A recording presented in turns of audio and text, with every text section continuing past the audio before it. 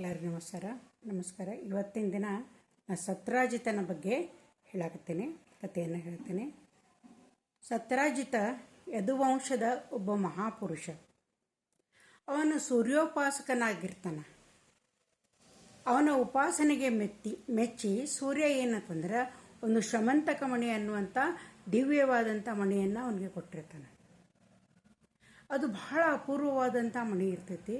ಸೂರ್ಯನಂತೆ ಪ್ರಕಾಶಮಾನವಾಗಿ ಬೆಳಗುವಂಥ ಒಂದು ಮಣಿ. ಆ ಮಣಿ ಯಾರ ಕಡೆ ಇರ್ತೈತಲ್ಲ ಆ ದೇಶದೊಳಗೆ ಯಾವಾಗಲೂ ಬರಗಾಲ ಆಗಲಿ, ರೋಗ ರುಜಿನಗಳಾಗಲಿ, ಇತರ ಯಾವುದೇ ವಿಪತ್ತುಗಳಾಗಲಿ ಬರುತ್ತಿರೋದಿಲ್ಲ. ಇಂಥ ಒಂದು ದಿವ್ಯವಾದಂಥ ಮಣಿ. ಸತ್ರಾಜಿತ ಏನು ಮಾಡ್ತಾನೆ ಅಂತಂದ್ರೆ ಆ ಮಣಿಯನ್ನು ತನ್ನ ಒಂದು ಸರದೊಳಗೆ ಕೊರಳಲ್ಲಿ ಹಾಕ್ಕೊಳ್ತಾ ಇರ್ತಾನೆ. ಆಗ ಒಂದ್ಸಲ ಏನಕ್ಕೈತಿ ಅಂದ್ರೆ ಈ ಕೃಷ್ಣ ಇದ್ದವ ಸತ್ರಾಜಿತನ ನೋಡೋದಕ್ಕೆ ಬರ್ತಾನೆ. ಒಬ್ಬ ದ್ವಾರಕೆಯಲ್ಲಿದ್ದಂಥ ಒಬ್ಬ ಮಹಾಪುರುಷ ಸತ್ರಾಜಿತ ಬಂದಾಗ ಅವನು ಈ ದಿವ್ಯ ಮಣಿಯನ್ನು ನೋಡಿ ಕೃಷ್ಣನಿಗೆ ರೋಮಾಂಚನ ಆಗ್ತೈತಿ. ಎಂಥ ಅಪೂರ್ವವಾದಂಥ ಮಣಿ ಐತೆಲ್ಲ ಅಂತಂದು ಹೇಳಿ ಗುರ್ತಕ್ಕೈತಿ. ಅವಾಗ ಸತ್ರಾಜಿತ ಅದನ್ನೆಲ್ಲ ಹೇಳ್ತಾನೆ, ಹಿಂಗೆ ಅಂತೇಳಿ ಆ ಮಣಿಯ ಮಹತ್ವವನ್ನು ಕೂಡ ಹೇಳ್ತಾನೆ. ಹೇಳಿದ ಕೂಡಲೇ ಕೃಷ್ಣ ಏನಂತಾನಂತಂದ್ರೆ, ಸತ್ರಾಜಿತ, ಇದು ನಿಮ್ಮ ಕಡೆ ಐತಿ ಇಂಥ ದಿವ್ಯವಾದಂಥ ಮಣಿ, ಆದರೆ ಇದನ್ನು ಕಳ್ಳಕಾಕರದ ಕಾಟ ಭಾಳ ಆಗ್ಬೋದು. ನಿಮಗೆ ಇದನ್ನು ಕದಿಯೋದಕ್ಕೆ ಬಹಳ ಜನ ನೀವು ಪ್ರಯತ್ನ ಮಾಡ್ಬೋದು.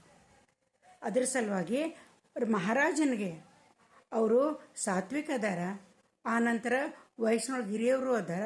ಆ ಮಹಾರಾಜರ ಕಡೆ ನೀವು ಇದನ್ನು ಕೊಟ್ರಿ ಅಂತಂದ್ರೆ ಅವರ ಭಂಡಾರದೊಳಗೆ ನಿಮ್ಮ ಶಮಂತಕ ಮಣಿ ಇದ್ದದ್ದು ಸುರಕ್ಷಿತವಾಗಿ ಇರ್ತೈತಿ ಅಂತಂದು ಹೇಳಿ ಕೃಷ್ಣ ಸತ್ರಾಜಿತನಿಗೆ ಸಲಹೆಯನ್ನು ಕೊಡ್ತಾನೆ.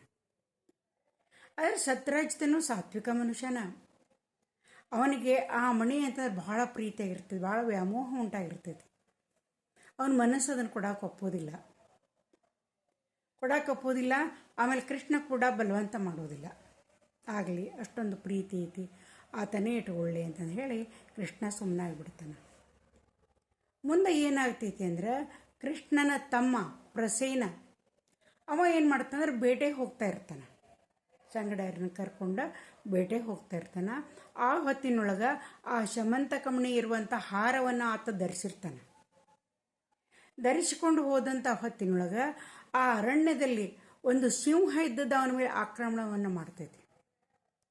ಆಕ್ರಮಣವನ್ನು ಮಾಡಿ ಆ ಪ್ರಸೇನನನ್ನು ಕೊಂದು ಅವನಲ್ಲಿ ಕೊರಳಲ್ಲಿ ಇರುವಂಥ ಆ ಶಮಂತಕ ಮಣಿಯ ಸರವನ್ನು ಅದು ಬಾಯೊಳಗೆ ಕಚ್ಕೊಂಡು ಓಡಿ ಹೋಗ್ತೈತೆ.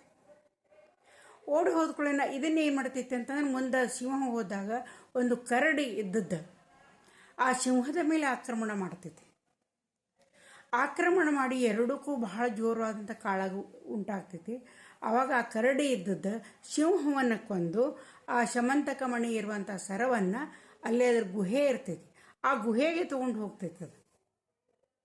ಆವಾಗ ಇವೇನಾಗ್ತೈತಿ ಅಂದರೆ ಇಲ್ಲ ಎಷ್ಟೋ ದಿನ ಆದರೂ ಪ್ರಸೇನ ಬರುವುದೇ ಇಲ್ಲ. ಬೇಟೆಗೆ ಹೋದಂಥ ಪ್ರಸೇನ ಮರಳಿ ಬರುವುದೇ ಇಲ್ಲ. ಎಲ್ಲರಿಗೂ ಭಾಳ ಕಳವಳ ಆಕೈತಿ. ಸತ್ರಾಜಿತನಿಗೂ ಕೂಡ ಭಾಳ ಕಳವಳ ಆಗ್ತೈತಿ. ಆ ಪ್ರಸೇನನ ಜೊತೆ ಆ ಶಮಂತಕ ಮಣಿ ಇದ್ದಂಥ ಸರ ಕೂಡ ಕಳುವಾಗಿ ಹೋಗೈತಿ. ಇದು ಅವನಿಗೆ ಭಾಳ ಚಿಂತೆಯನ್ನು ಉಂಟು ಮಾಡ್ತೈತಿ. ಇದೇನಾಯಿತು ಅಂತಂದು ಹೇಳಿ ಅವ್ನು ಭಾಳ ಹುಡುಕಾಡಿಸ್ತಾನೆ. ಎಲ್ಲೂ ಅದು ಸಿಗೋದನೇ ಇಲ್ಲ. ಸಿಕ್ಕಾಗ ಹಿಂಗಾದಾಗ ಏನಾಗ್ತೈತಿ ಅಂತಂದ್ರೆ ಸತ್ರಾಜಿತನಿಗೆ ಕೃಷ್ಣನ ಮೇಲೆ ಸಂಶಯ ಬರ್ತೈತಿ.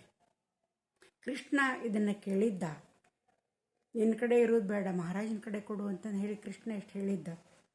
ನಾ ಕೊಡಲಿಲ್ಲ. ಅದಕ್ಕೆ ಕೃಷ್ಣ ಏನಾರ ನನ್ನ ತಮ್ಮನನ್ನು ಕೊಂದು ಆ ಸರವನ್ನು ಅಪಹರಣ ಮಾಡ್ಯಾನೇನು ಅಂತಂದು ಹೇಳಿ ಅವನು ಸಂಶಯ ಬರ್ತೈತಿ. ಇದನ್ನು ಕೇಳಿ ಕೃಷ್ಣನಿಗೆ ಭಾಳ ಮನಸ್ಸಿಗೆ ನೋವು ಆಕೈತಿ. ಅವ ಏನು ಮಾಡ್ತಾನೆ ಅಂದ್ರೆ ಕೆಲವು ಸಂಗಡಿಗರನ್ನ ಕರ್ಕೊಂಡು ಹೋಗಿ ಪ್ರಸೇನ ಹೋದಂಥ ಮಾರ್ಗದೊಳಗನ್ನ ಅವೇನ ಕಾಡಿಗೆ ಹೋಗಿ ನೋಡ್ತಾನೆ.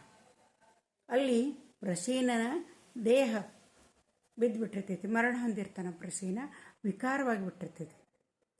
ಅವನು ಧರಿಸಿದಂಥ ಬಟ್ಟೆಯಿಂದ ಪ್ರಸೇನ ಅಂತಂದು ಹೇಳಿ ಎಲ್ಲರಿಗೂ ಅನ್ನಿಸ್ತೈತಿ. ಆದ್ರೆ ಆ ಸರ ಎಲ್ಲೂ ಕಾಣಂಗಿಲ್ಲ. ಮುಂದೆ ಕೃಷ್ಣ ಹುಡುಕ್ತಾ ಬಂದಂಗೆ ಏನಕ್ಕೈತಿ ಅಂದ್ರೆ ಅಲ್ಲಿ ಒಂದು ಸಿಂಹ ಇದ್ದದ್ದು ಸತ್ತ ಬಿದ್ದದ್ದು ಗೊತ್ತಾಕೈತಿ. ನೋಡಿದ ಕೂಡಲೇ ಅದನ್ನು ಅಲ್ಲೂ ಅದ್ರ ಬಾಯೊಳಗೂ ಏನು ಕಾಣಿಸೋದಿಲ್ಲ, ಸುತ್ತಮುತ್ತ ಎಲ್ಲೂ ಸರ ಕಾಣಿಸೋದಿಲ್ಲ.